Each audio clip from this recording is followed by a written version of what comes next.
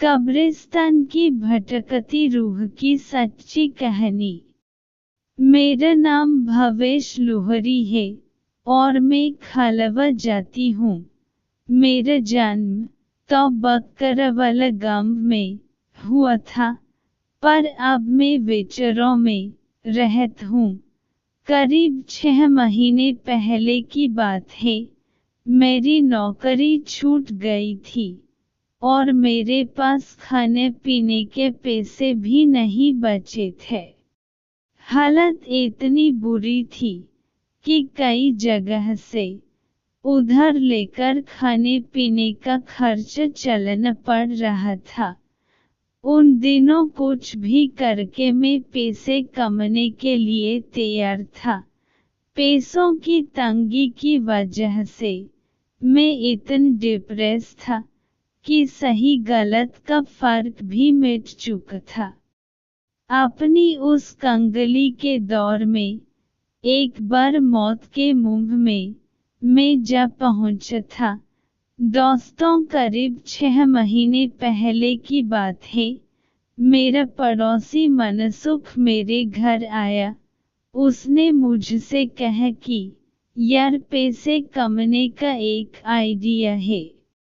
मैंने कुछ भी पूछे बिना मनसुख को हम बोल दिया। मैंने उससे कहा कि कम कुछ भी हो, पैसे मिलने चाहिए। अच्छाई बुराई भर में जाए। पेट में आग लगती है तो रोटी से ही आग बुझती है, आदर्शों से नहीं। उस समय शायद मेरा दिमाग खराब था। मनसुख ने कहा कि आज रात 12 बजे तैयार रहना। 3 घंटे का काम है और 4000 रुपए मिलेंगे। आधे तेरे और आधे मेरे। मैंने डील डॉन कर दी। उस रात मनसुख रिक्शा लेकर ठीक 11:30 को मेरे घर पर पहुंच गया। मैं भी कुछ भी सोचे बिना उसकी रिक्शा में सवार हो गया।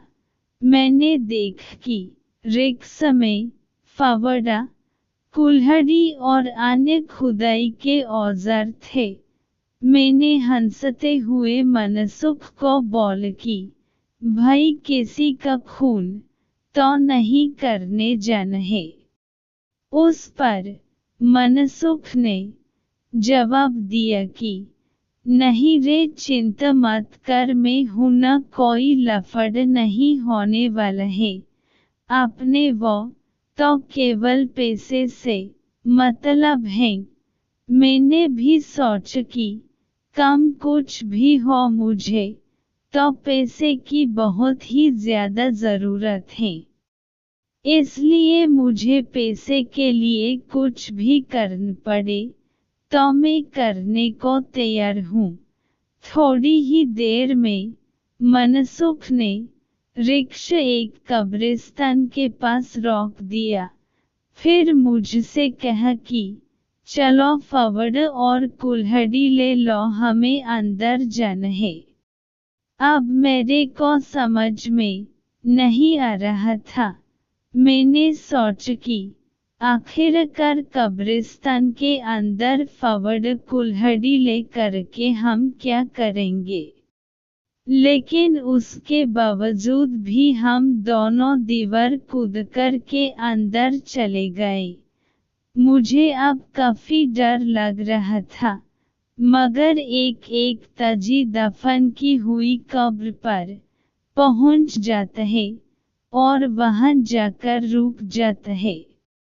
रुकने के बाद वो मुझे ऐसी नजरों से देखता है कि जैसे मैंने कोई अपराध कर दिया हो। मैंने बोला, भाई, मुझे ऐसे क्यों देख रहे हो? तो उसने कहा कि ऐसे खोदन है। उसकी बात सुनकर मेरे तो होश उड़ गए। मैं वहां से भागा और कब्रिस्तान से बाहर आ गया। रिक्शे के पास खड़े होकर मनसुख ने मुझे समझाया, सीधे कमाई का कोई एक दिन में 4000 नहीं देता है।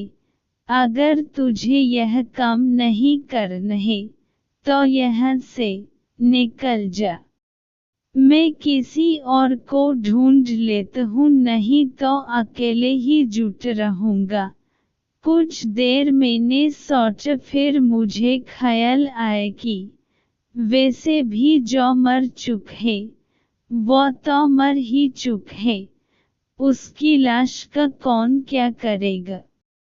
Best haunted stories in Hindi, उससे अब किसी को क्या फर्क पड़ेगा। वैसे भी अगर कुछ करके पैसे नहीं कमाए तो मेरी लाश भी किसी गटर के पास ही पड़ी होगी। थोड़ी देर में हिम्मत करके मैं उस घिनौने और गलत काम के लिए राजी हो गया। कुछ ही देर में हमने उस कब्र को खोद कर लाश बाहर निकाल ली। वह एक अधेड़ उम्र की एक औरत की ताज़ी लाश थी, जिसे शायद उसी दिन दफनाया गया होगा। उस लाश की बदबू सिर फाड़ देने वाली थी। हमने जैसे तैसे करके उसे रिक्शे में डाला और खाली कब्र मिट्टी से ढक डाली। उसके बाद जल्दी शाम दोनों भागकर रिक्शा की ओर आए। रिक्शा के अंदर देखा तो हमारी जान ही निकल गई। वहाँ रिक्शा से लाश गायब थी। यह अजीब घटना देखकर मेरे तो रोंगटे खड़े हो गए। मैंने मनसुख को बोल की, यार बात चलते हैं। मनसुख भी बोला, हाँ यार, ये तो कुछ भूत प्रेत का मामला लगता है। Best haunted stories in Hindi. हम दोनों फौरन उस जगह से भागने लगे। मनसुख ने फौरन रिक्शा चालू करना शुरू किया, पर उसका रिक्शा चालू हो तब तो हम वहां से भागे। अचानक हमारी नजर कब्रिस्तान की ओर गई। हमने देखा कि वह मुर्द औरत अपने कब्र पर बैठी थी और हमारी ओर देखे जा रही थी। अंधेरे में साफ तो नहीं देख रहा था, पर पक्का अंदाज था कि वहां पर वही मिट्टी से लाल कपड़ों वाली औरत थी, जिसे हमने खोद कर निकाला था। एक लाश को इस तरह अपनी कब्र पर बैठ देख हमारी तो सिट्टी पिट्टी गुम हो चुकी थी। हमारी तो हालत खराब हो गई थी। हम दोनों ने रिक्शा छोड़ा और वहां से भाग निकले और सुबह उजाला होते ही जब हम वहां पहुंचे तो हमें सब सामान्य देखा और हम रिक्शा वहां से खींचकर वापस ले आए। उस दिन मैंने कसम खा ली कि मर जाऊंगा, लेकिन पैसों के लिए ऐसा खतरनाक और घिनौना काम नहीं करूंगा। दोस्तों, सच्ची घटना है, इसलिए इसमें आगे कुछ नहीं हुआ। अगर ये फिल्मी घटना होती तो इसमें दुनिया भर के तामझाम होते। दोस्तों, पैसे के लिए या लालच में आकर कभी कोई गलत काम न करें। तब तक के लिए स्वस्थ रहें।